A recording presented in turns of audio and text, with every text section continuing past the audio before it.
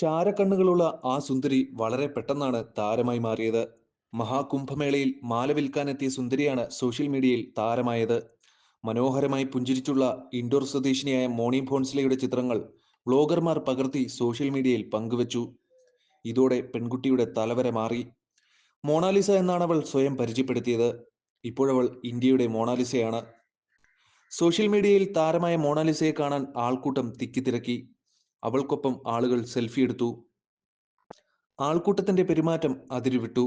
ആൾക്കൂട്ടത്തിന്റെ പിടിയിൽ നിന്ന് പെൺകുട്ടിയെ രക്ഷിക്കാൻ കുടുംബാംഗങ്ങൾ ശ്രമിക്കുന്നതിന്റെ ദൃശ്യങ്ങളും പുറത്തുവന്നു. അതോടെ പെൺകുട്ടി നാട്ടിലേക്ക് തിരിച്ചു പോവുകയും ചെയ്തു.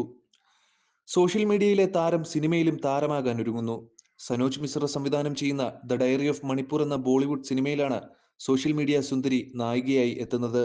ഈ സിനിമയിൽ പ്രതിഫലമായി 21 ലക്ഷം രൂപ കിട്ടിയെന്നാണ് റിപ്പോർട്ട്. മോണാലിസ കേരളത്തിലും എത്തുന്നു എന്നതാണ് ഏറ്റവും പുതിയ റിപ്പോർട്ട്. ചെമ്മണ്ണൂർ ജ്വല്ലറിയുടെ ബ്രാൻഡ് അംബാസിഡറായാണ് പെൺകുട്ടി എത്തുന്നത്. ഫെബ്രുവരി 14-ന് മോണാലിസ കോഴിക്കോട്ടെത്തും.